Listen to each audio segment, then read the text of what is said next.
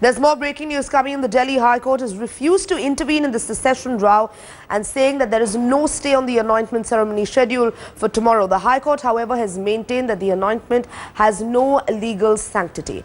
Remember, this is in fact in relation to the Shahi Imam Bukhari, and the High Court in fact clearly saying that they will not intervene in the Jamma Masjid row, but also making a point to say that there is no legal sanctity. Ashar Khan joining us on the phone line with more. Ashar, what exactly did the court say? Well, what we've been given to understand is that there is no stay on the anointment ceremony of the son of Shahi Imam as Naib Imam.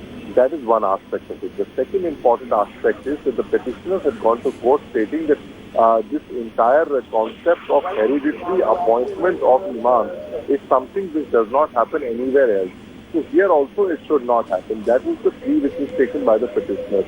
And they also wanted an immediate relief because the coronation ceremony was on the 22nd. So the petitioner wanted that a stay should be put on this anointment ceremony.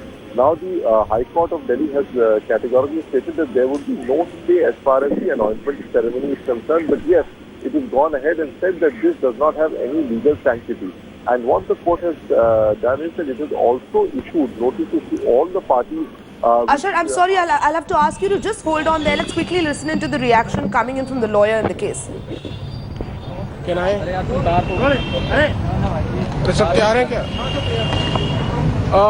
आज फैसला आया है जो कल उन्होंने reserve किया था, और उसमें उन्होंने आज पहले तो सारी हमारी मांगे थी उसका खुलासा किया है, और क्या क्या हमने कल बहस करी थी उसको एक समराइज कोर्ट ने किया, और उसके बाद कोर्ट ने तीन चीजें कही हैं जो अहम है। पहली, कोर्ट ने कहा है कि जो दस्तारबंदी है इसकी कानूनी वैधता नहीं है, इसलिए भी कोर्ट ने दिल्ली वक्फ बोर्ड का भी बयान लिखा है कि आज तक कोई एप्लीकेशन नहीं आई और जब तक हम इसको वैधता नहीं देंगे इसकी कोई सैंक्टिटी नहीं है। उन्होंने गवर्नमेंट की, यूनियन ऑफ इंडिया की भी उन्होंने स्टेटमेंट को लिखा है कि इसके अंदर उन्होंने ये कहा है कि इसका यूनियन ऑफ इंडिया ने भी जो खुलासा किया है वो यही है कि इसके अंदर लीगल सैंक्टिटी का कोई प्रश्न ही नहीं उठता। कुल मिलाके कोर्ट ने अब ये फैसला किया है कि दस्तारबंदी उसका प्राइवेट फंक्शन है, वो कर सकता है, और क्योंकि वो बहुत अरसे से वो फैमिली वहां पर जामा मस्जिद में रह रही है, इसलिए इस समय उनको वहां से हटाना, इसके लिए कोई इंटरिम ऑर्डर की अभी जरूरत नहीं है, but this requires consideration. Court इसको देखेगा नजदीक से, जैसे केस चलेगा। कोर्ट ने नोटिस कर दिया है इमाम को भी, ये इंटरिम डायरेक्शन है, और कोर्ट ने ये भी उसके अंदर लिखा है कि दिल्ली वक्फ बोर्ड बताए कि इतने अरसे तक क्यों नहीं कभी भी कोई एक्शन लिया गया इमाम या उनके कार्यकाल पे या कार्यकारिणी पे। We have sought 3-4 things.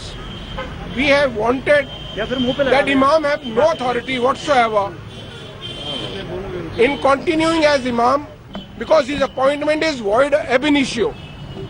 There are two reasons for it. Number one, there is nothing called hereditary in Islam for the position of Imam. Second, this has to be appointed by Mutawli, which is Delhi Waqf Board, and even Waqf Board did not give his appointment. It only gave its assent after 6 years of his anointment. Two, that a person like him, even in any case, cannot continue as an Imam because the Imam has certain traits, he has to have certain qualifications. This man gives political statements from that platform. He has had 2 parties whereby he has fought elections, or he has basically his people have contested elections. He gives political sermons, and this is all something which Imam is not supposed to do. Then there have been cases against him, criminal cases against him. Nobody has been able to arrest him till date. No functionary of the government, be it ASI, be it MCD, DDA, or for that purpose, even Delhi administration has failed to take any action whatsoever against this man at any point in time. Whatever orders the courts have passed have not been followed. Since 2005, the courts have wanted that this monument should be a protected monument. Nothing has been done. Redevelopment plan was finalized in 2010. Nothing has been done. Notice the date, 28 January.